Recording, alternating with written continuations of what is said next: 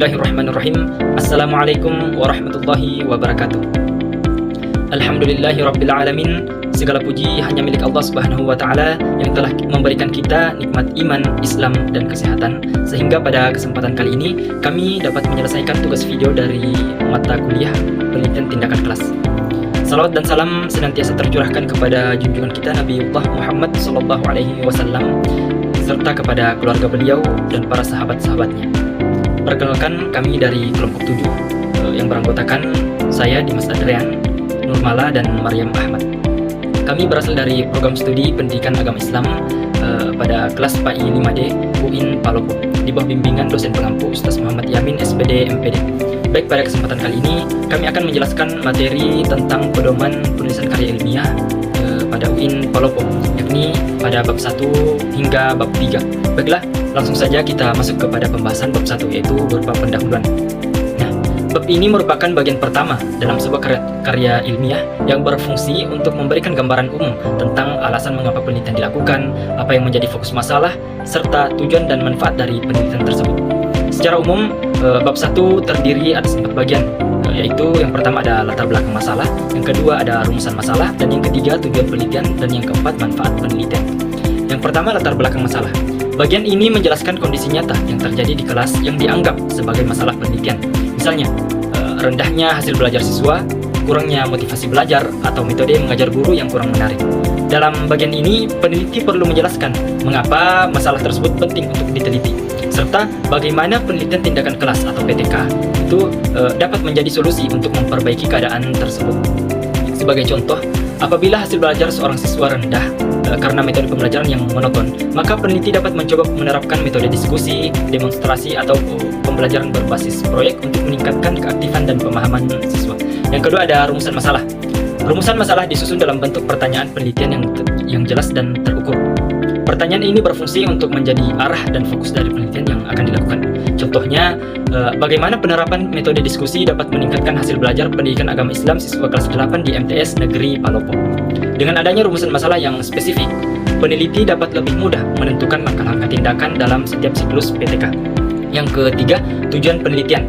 Tujuan penelitian berisi penjelasan tentang apa yang ingin dicapai dari penelitian tersebut. Tujuannya harus sesuai dengan rumusan masalah yang telah dibuat. Contohnya, untuk mengetahui peningkatan hasil belajar siswa melalui penerapan metode diskusi pada mata pelajaran pendidikan agama Islam. Dengan tujuan ini, penelitian diharapkan mampu memberikan hasil nyata berupa peningkatan hasil belajar dan kualitas pembelajaran. Baik, yang terakhir, yang keempat, itu ada manfaat penelitian.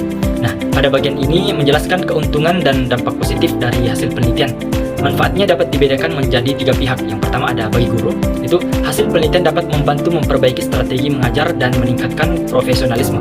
Yang kedua ada bagi siswa, itu penelitian dapat membantu meningkatkan motivasi dan hasil belajar. Dan yang ketiga bagi sekolah, itu hasil penelitian dapat berkontribusi pada peningkatan mutu dan kualitas proses pembelajaran secara keseluruhan. Bismillah, Assalamualaikum warahmatullahi wabarakatuh. Perkenalkan, saya atas nama Maryam Ahmad. Di sini saya akan melanjutkan materi dari bab sebelumnya, yaitu bab 2, kajian teori dan kerangka berpikir. Bab ini berisi landasan teori dan acuan ilmiah yang mendukung penelitian. Yang pertama itu kajian teori, menjelaskan teori-teori yang relevan, seperti pengertian PTK. Penelitian ini untuk memperbaiki proses pembelajaran di kelas oleh guru sendiri. Teori tentang variabel penelitian, misalnya teori hasil belajar, motivasi belajar, atau metode pembelajaran tertentu, hasil penelitian terdahulu, dan ringkasan penelitian lain yang mendukung bahwa tindakan yang akan dilakukan memang efektif. Yang kedua itu ialah kerangka berpikir atau kerangka teoretis, menunjukkan alur logika hubungan antara masalah, teori, dan tindakan. Biasanya dijelaskan dalam bentuk bagan atau uraian singkat, misalnya rendahnya hasil belajar, tindakan penerapan metode diskusi, dan peningkatan hasil belajar. Bismillahirrahmanirrahim. Assalamualaikum warahmatullahi wabarakatuh. Perkenalkan, saya atas nama Nurmala. Di sini saya akan melanjutkan materi sebelumnya, yaitu bab 3, metode penelitian. Bab ini menjelaskan cara penelitian yang dilakukan atau langkah-langkah PTK. Yang Yang pertama, jenis penelitian. Jenisnya adalah penelitian tindakan kelas atau PTK, yaitu penelitian reflektif untuk memperbaiki praktik pembelajaran di kelas secara berulang atau siklus. Yang kedua, setting penelitian, menjelaskan tempat dan waktu penelitian, contohnya lokasi MTS Negeri Palopo. Waktu semester ganjil tahun pelajaran 2025-2026. Yang ketiga, subjek penelitian, menjelaskan siapa yang diteliti, misalnya siswa kelas 8B sejumlah 32 orang. Yang keempat, prosedur penelitian atau langkah PTK, terdiri dari beberapa siklus dengan 4 tahap. Yang pertama, perencanaan atau planning. Yang kedua, pelaksanaan tindakan atau acting. Yang ketiga, observasi atau observing. Dan yang terakhir, refleksi. Siklus dilakukan berulang kali hingga hasil yang diinginkan tercapai.